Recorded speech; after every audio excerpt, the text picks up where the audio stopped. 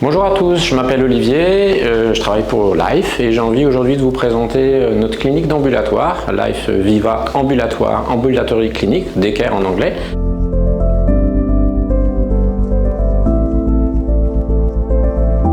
Alors la chirurgie ambulatoire, qu'est-ce que c'est? La chirurgie ambulatoire, basiquement, c'est vous êtes opéré un certain jour et le soir vous êtes chez vous. Donc vous entrez le même jour que la chirurgie et le soir vous êtes chez vous. Ça a plein d'intérêts, c'est largement développé maintenant partout dans le monde. Dans certains pays, c'est plus de 75% des chirurgies qui sont faites en chirurgie ambulatoire. Donc pour que ça fonctionne, il faut du matériel, des équipements. Je vais vous inviter à aller visiter le bloc avec moi juste après. Juste avant, vous expliquer qu'il faut préparer le patient, l'informer correctement, faire une consultation d'anesthésie avant qu'il ne soit admis, et puis bien le suivre, même s'il est chez lui, bien le suivre et bien gérer la douleur. Et à ces conditions-là, il y a beaucoup de choses qui peuvent se faire en chirurgie ambulatoire. Mais l'objet de la vidéo, c'est de vous montrer le bloc, donc on va y aller. On se retrouve à l'entrée du bloc opératoire. Alors comme vous avez vu, j'ai changé de tenue, c'est obligatoire, tout le monde change de tenue, le patient, les médecins, les infirmières. Donc on va aller au bloc, je vais vous faire découvrir un petit peu ce lieu fermé, un peu mystérieux, que pas si mystérieux que ça en fin de compte quand vous aurez fait ce tour-là, et on va aller faire un petit peu la tournée des différentes salles et vous en saurez plus à la fin de cette vidéo. Donc il y a plusieurs zones dans le bloc opératoire. Il y a une zone où on accueille le patient pour vérifier son identité, qu'il est à jeun, vérifier le bon côté, bref, checker que tout est OK avant d'aller dans la salle d'opération qui est derrière ici. Et puis après cette salle d'opération, on ira voir quelques minutes la salle de réveil. Voilà, c'est les trois principaux lieux, on va dire, où le patient va séjourner brièvement pour certains, un peu plus longuement pour la salle d'opération. Donc je vais vous expliquer un petit peu ce qu'on retrouve comme principaux équipements dans la salle d'opération et puis qu'est-ce qu'il faut avoir comme instrument et technique pour faire de la chirurgie ambulatoire. Donc la table d'opération, évidemment, que tout le monde connaît, tout le monde a regardé les séries sur Netflix. La table d'opération, au fond là-bas, on a la machine d'anesthésie, la centrale d'anesthésie qui va injecter les gaz au patient et monitorer ses signes vitaux. On va retrouver les éclairages opératoires, ces lampes qui sont au plafond. Et très important aussi, vous avez au plafond des filtrations d'air qu'on retrouve aussi dans les coins de la salle d'opération. C'est super important parce que l'hygiène du bloc opératoire, c'est capital. Et donc la qualité de l'air, la qualité de filtration de l'air est essentielle pour une bonne prévention des risques infectieux.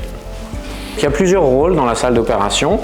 Les gens qui sont derrière moi, ils sont habillés en scrub nurse, donc en nurse ou en infirmier qui vont opérer avec le chirurgien. Donc vous voyez, ils ont encore une autre tenue que moi. Ils ont une tenue stérile, avec des gants stériles, et ils sont en train de manipuler des instruments. Et ils sont uniquement sur le champ opératoire, donc en train d'opérer le patient. Et puis il y a des nurses et des infirmiers qui sont autour de la salle et qui les assistent et qui apportent du matériel. Ces instruments sont un peu spatiaux, hein, vous avez vu, c'est long. Alors c'est pour faire de la chirurgie mini-invasive, la chirurgie par des petits trous, pour éviter d'ouvrir. Et pourquoi les petits trous? Les petits trous, moins on fait d'ouverture, plus c'est facile à les fermer, plus la récupération du patient est rapide, et donc ça permet la chirurgie ambulatoire. Donc vous voyez ces instruments, je ne vais pas les toucher, c'est des espèces de petits instruments qu'on va introduire par des petits trous sur le ventre du patient ou de la patiente, et on va aller chercher des choses à retirer, faire de la couture, enfin bref, un certain nombre d'opérations. C'est une petite partie des instruments qu'on peut trouver dans un bloc opératoire, ça s'appelle la célioscopie en français, la laparoscopie en anglais. Et voilà, ça s'appelle la chirurgie mini-invasive pour résumer, et ça c'est super important d'avoir des chirurgiens qui sont capables de faire ces techniques-là pour la chirurgie ambulatoire et pour pouvoir sortir le soir. Alors ici on est dans la tour de contrôle, on va dire, du bloc opératoire. Je vous ai parlé de filtration d'air, de qualité d'air pour prévenir les risques infectieux, l'hygiène. Mais ici on a un système un peu unique, je pense, de supervision 24/7 de plein de paramètres. Bien sûr les paramètres de la salle d'opération, la température, la pression, l'humidité, mais aussi tous les paramètres des machines qui sont sur le toit et qui sont un petit peu partout. Il y a une centaine de capteurs, c'est monitoré 24/7. Il y a des alarmes automatiques et c'est ce qui nous permet de garantir aux patients et aux médecins de prévenir les risques infectieux, la qualité de l'air en particulier, pour que la sécurité soit la meilleure possible à ce point de vue-là. Alors la salle d'endoscopie, elle ressemble à une salle de chirurgie opératoire comme vous avez vu avant, mais un peu plus petit.